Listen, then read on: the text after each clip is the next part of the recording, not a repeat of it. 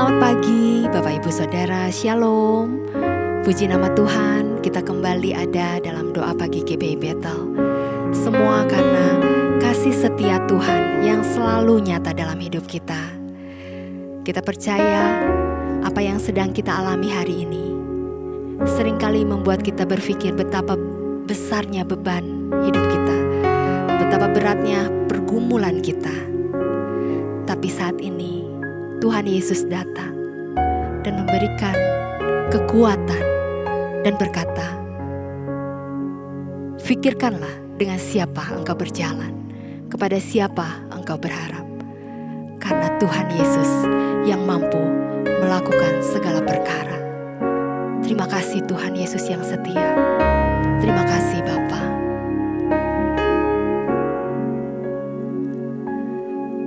Hanya kepadanya ku kan berlari di saat ku bimbang dalam hidupku.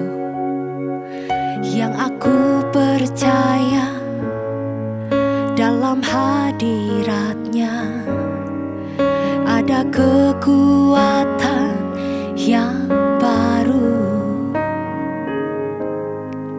Walau ku melangkah dalam tekanan, badai pencobaan datang menghadang, yang aku percaya dalam hadiratnya ada kekuatan yang baru.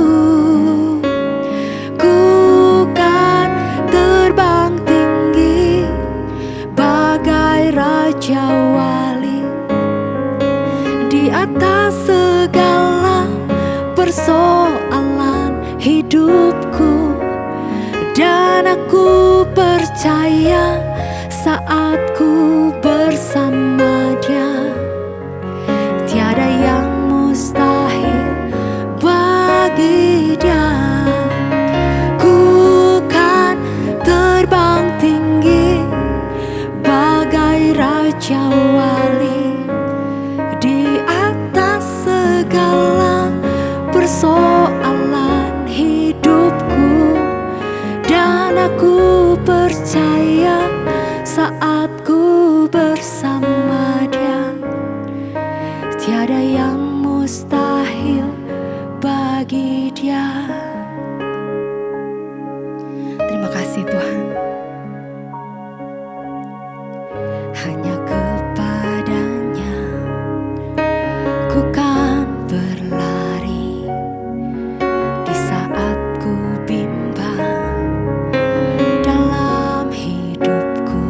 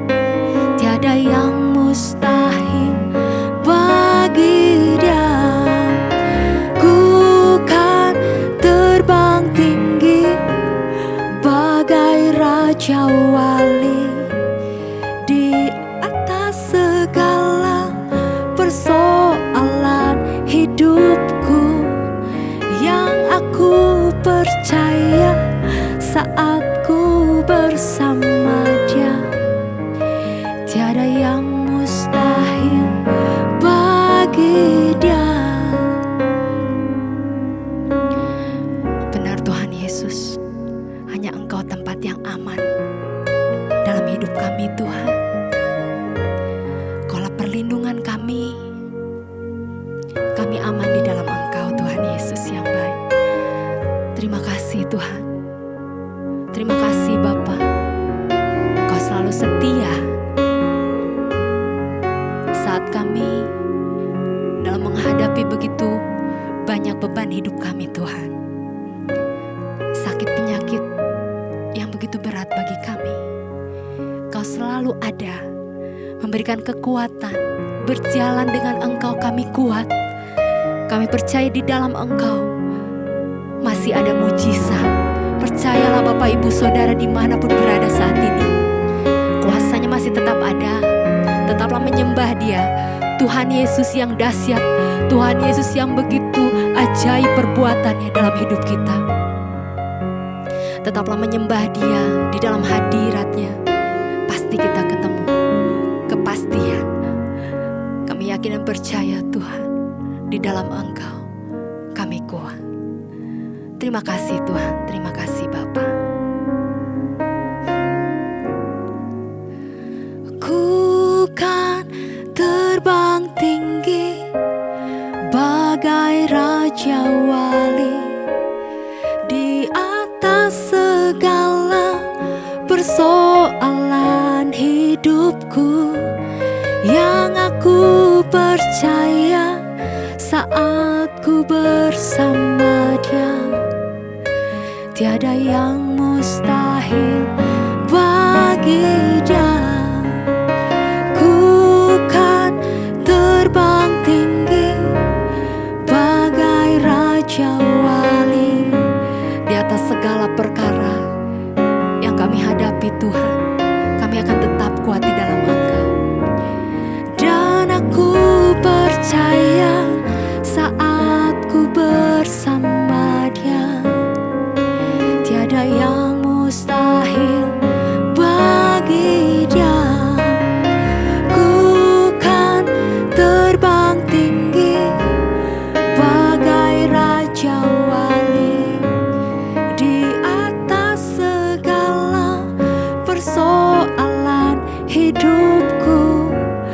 Dan aku percaya saat ku bersama Dia, tiada yang mustahil bagi Dia. Tiada yang mustahil bagi Dia. Tiada yang mustahil bagi Dia. Haleluya. Terima kasih Tuhan. Terima kasih Bapa. Terima kasih Tuhan. Terima kasih Tuhan Yesus. Kami telah merasakan pertolongan-Mu yang dahsyat dalam hidup kami. Kami akan tetap ada di dalam hadirat-Mu yang selalu memberikan ketenangan, kedamaian, dan kami temukan jawaban hidup kami hanya di dalam hadirat-Mu, hanya di dalam nama Tuhan Yesus. Amin.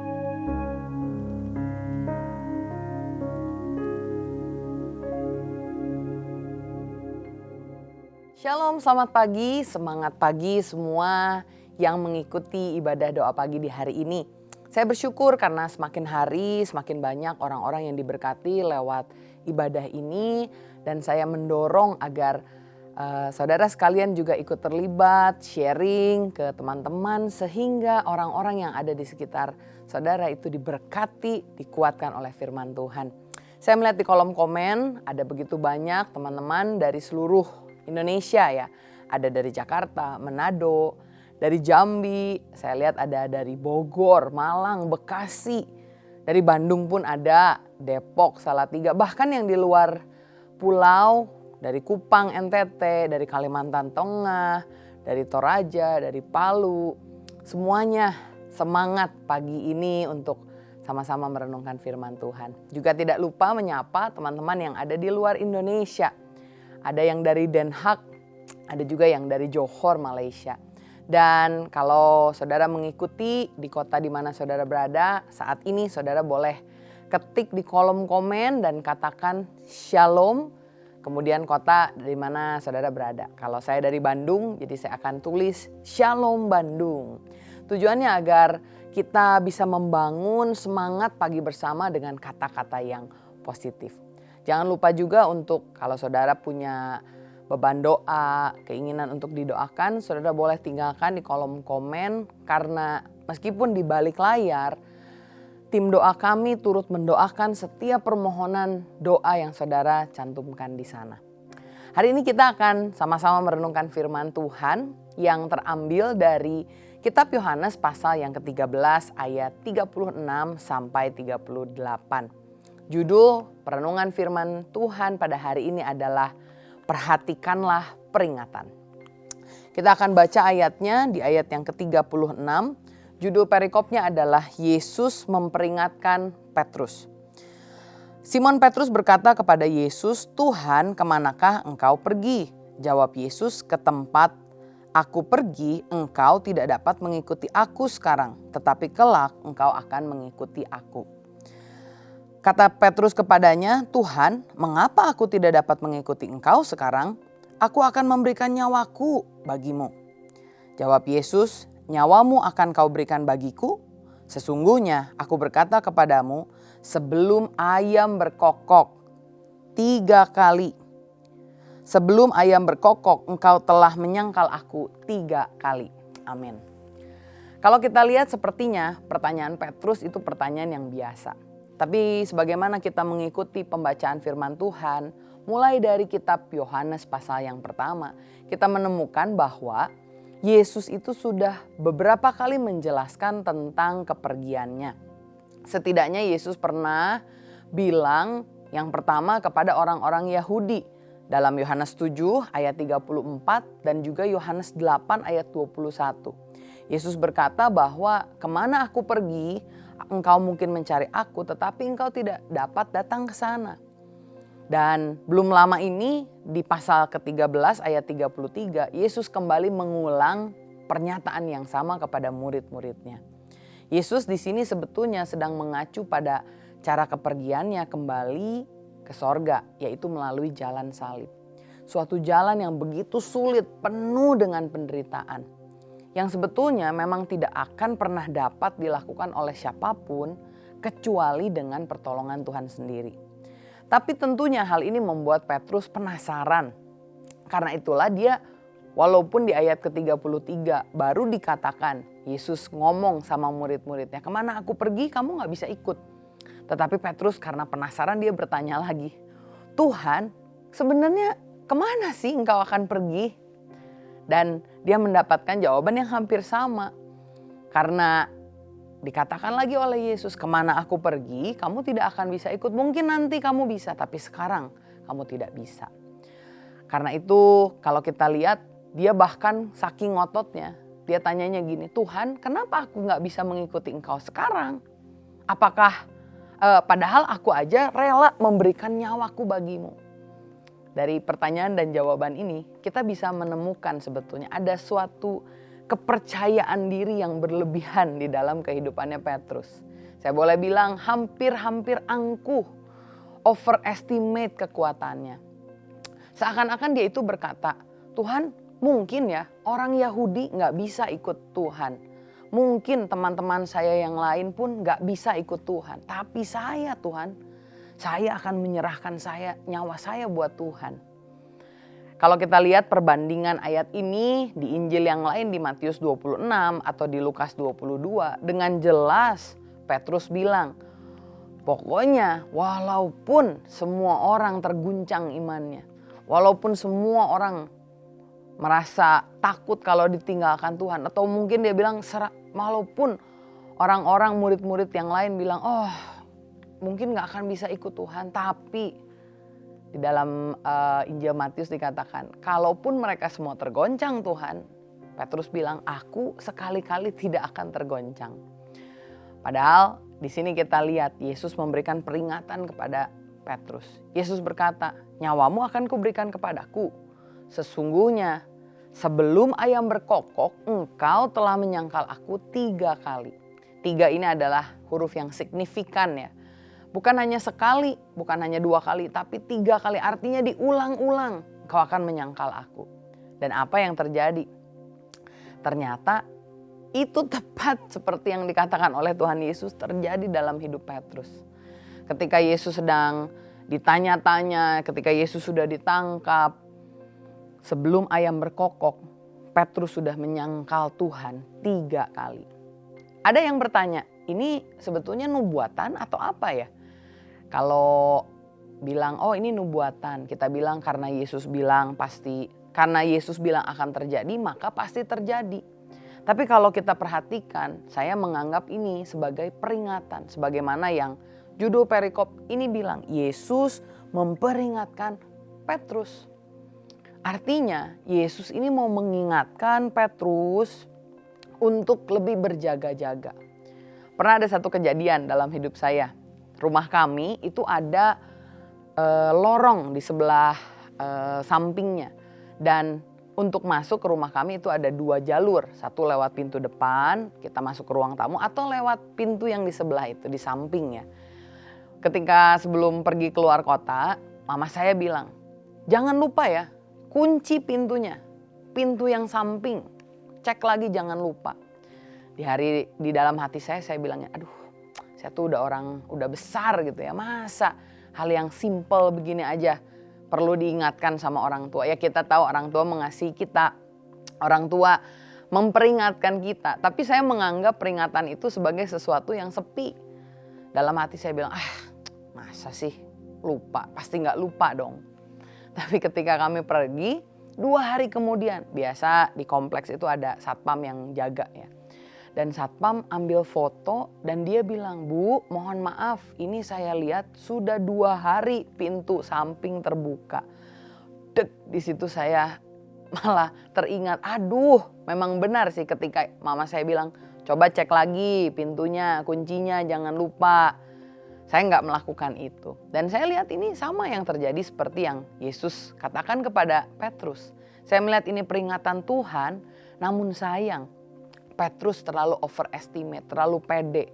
Sehingga peringatan Yesus tidak dia hiraukan. Dia sombong.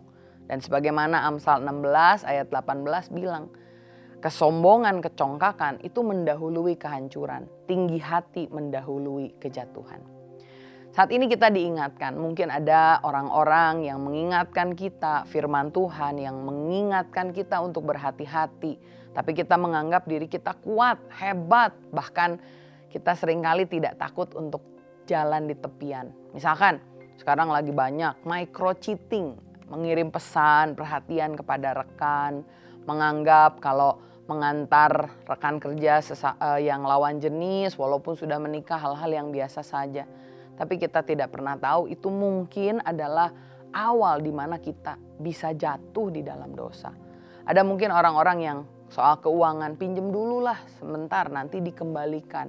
Tapi itu menjadi habit yang membuat kita bisa jatuh dalam hal keuangan. Karena itu hati-hati. Jangan sombong dan merasa diri bisa. Tetapi jagalah hati kita dengan segala kewaspadaan.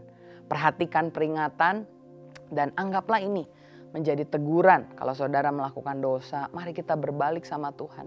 Kita minta ampun, minta pertolongan sama Tuhan. Dan kita percaya ini bukan sebuah nubuatan yang pasti akan terjadi. Tetapi kalau kita diingatkan Tuhan, kita berubah. Sama seperti bangsa Niniwe pun diselamatkan oleh Tuhan karena mereka bertobat. Tetap semangat dimanapun saudara berada. Mari kita tutup ibadah doa pagi ini di dalam doa. Bapa, kami mengucap syukur buat hari ini kami diingatkan Tuhan untuk tidak mengandalkan kekuatan kami sendiri. Kami gak mau overestimate diri kami seperti Petrus Tuhan.